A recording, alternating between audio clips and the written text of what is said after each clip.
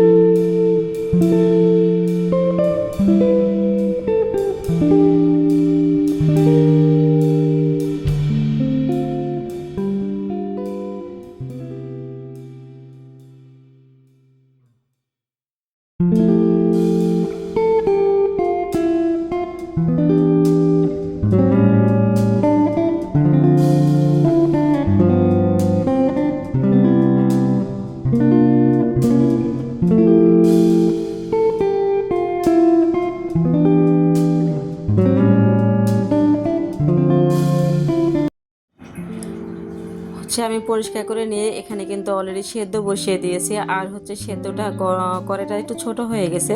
তো যাই হোক, সমস্যা নাই, আমি হচ্ছে ম্যানেজ করে নিয়েছি। তো সেদ্ধ করার পর হচ্ছে পানিটা অনেকটা বেশি উঠে গেছিলো, পানি ফেলে দিয়ে আমি এগুলো ভুঁড়িগুলো সেদ্ধ করে নিয়ে এই যে অফ ক্যামেরায় আমি সম্পূর্ণ ভুঁড়ি হচ্ছে ছোটো ছোটো টুকরা করে কেটে নিয়েছি। আসলে ভিডিওর মাধ্যমে কিন্তু এত কিছু শেয়ার করা সম্ভব না, কেননা আমি রমজানের সম্পূর্ণ বাজারই তো সম্পূর্ণ মানে হচ্ছে যতটুকু পেরেছি ক্যামেরা বন্দি করতে তোমাদের সাথে শেয়ার করবো। পুরা ভাইয়ারা, তোমরা আমার ভিডিওটি পর্যন্ত যারা আসো তারা অবশ্যই একটা লাইক দিয়ে আমার ভিডিও কন্টিনিউ করবে, এটা তোমাদের কাছে আমার হার্ডলি রিকোয়েস্ট রইল। হ্যাঁ, আসলে তোমাদের সাপোর্ট ছাড়া কিন্তু কিছুই করা সম্ভব না। হ্যাঁ, তারপরেও বলবো যদি তোমাদের ভালো লাগে তাহলে অবশ্যই সাপোর্ট করিও। আর এখানে হচ্ছে আমি এই যে ভুঁড়িগুলো হচ্ছে প্যাকেট করে পলিথিনে রাখলাম না, কেন পলিথিনে আমার কাছে রাখাটা ভালো লাগে না। হাতের কাছে বক্স ছিল, তাই হচ্ছে আমি বক্সিং করে এখানে রেখে দিলাম। আমার যতটুকু প্রয়োজন ততটুকু করে আমি বক্সিং করে রেখে দিয়েছি।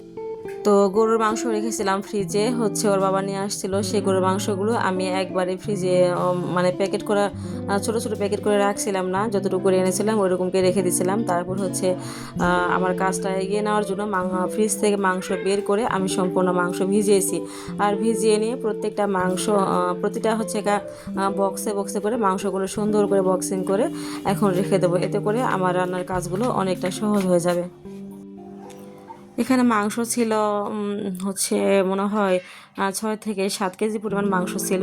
তো আমি যতটুকু প্রয়োজন আমার বক্সে করে আমি বক্সিং করে রেখে দিছি। আসলে এতগুলো মাংস তো আর একবারে বা 2-1 দিনে তো রান্না করে খাবো না, আমার হচ্ছে পুরো রমজান জুড়ে এই মাংস হলেই চলে যাবে। আর শুধু তো মাংস রান্না করা হবে না, মাংসের মাঝে মাঝে হচ্ছে মাছ ডিম ভাজি ভর্তা সবই একটু একটু থাকবে। তো যাই হোক, এই মাংসটুকু হলে আমার পুরো রমজান হচ্ছে হয়ে যাবে আলহামদুলিল্লাহ। তো এই মাংসগুলো আমি পুরো হচ্ছে বক্সিং করে রেখে দিলাম।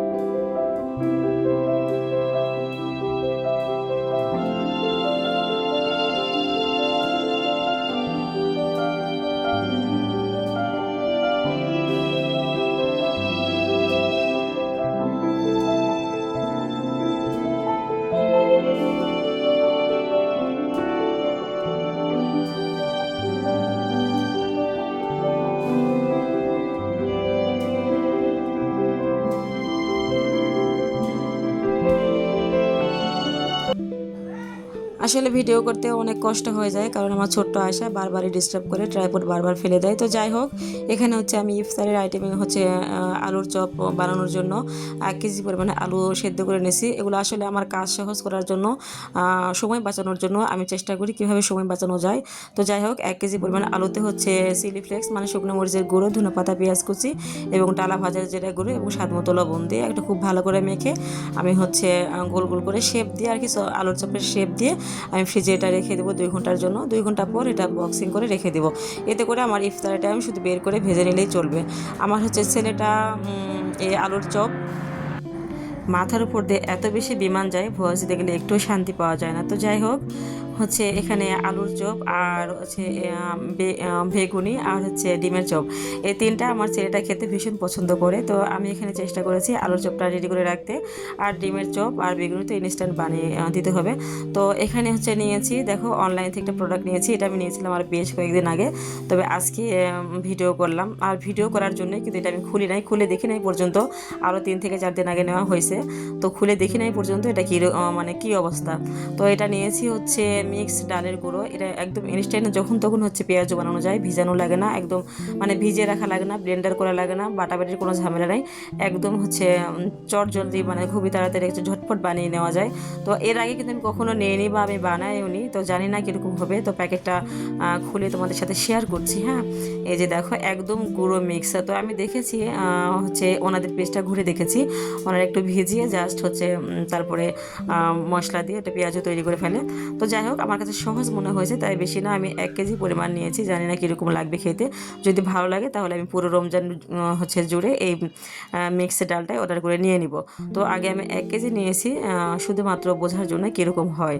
তো আমার কাছে মনে হচ্ছে ভালোই, জানি না হচ্ছে খাবারের সময় কোনো বালির কোনো দাঁতে লাগে কিনা সেটা আমার জানি নেই, যদি লাগে তো হচ্ছে কেয়ার করার আছে, 1 কেজি টাকা নষ্ট। আর যদি ভালো লাগে তাহলে অবশ্যই আমি আবার নেক্সট টাইম হচ্ছে অর্ডার দিয়ে পুরো রমজানের জন্য বেশি করে রেখে দেব।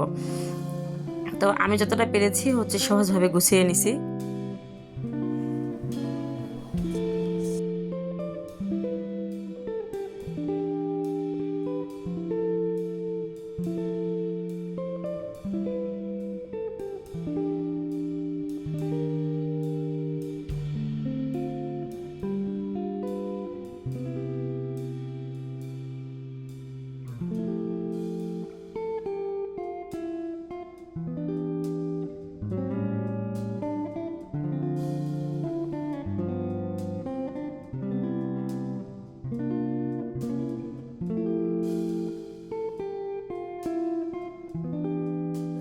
এখানে জিরা হচ্ছে ভেজে রেখে দেব, আর আদা রসুন এগুলো তো আমি আগে সম্পূর্ণ ব্লেন্ডার করে রেখে দিয়েছি।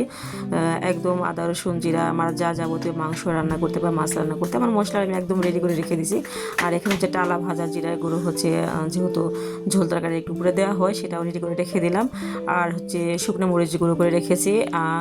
আমার সিহরের টাইম ভর্তা আইটেম প্রতিটা দিন রাখতেই হয়, তো সেটাকে সহজ করার জন্য আমি শুকনো মরিচটা ওখানে গুঁড়ো করে রেখে দিয়েছি। আর এখন দেখেন আমি খাচ্ছি, এটা হচ্ছে আমার সকালের খাবারের ভিডিও, তো সেটাও একটু শেয়ার করলাম। ছোলা বুট এবং মিক্স ডাল দিয়ে খিচুড়িটা রান্না করছি, বিশ্বাস করবেন না এতটা বেশি টেস্টি হয়েছিল। আমি ভাবতেছি এটা হচ্ছে ইফতারের টাইমে প্রায় টাইমে রাখবো। মিক্স ডাল আর হচ্ছে এই ছোলা বুট এটা দিয়ে খিচুড়ি রান্না করেছিলাম, এত বেশি টেস্টি হয়েছিল বলারও বাহিরে।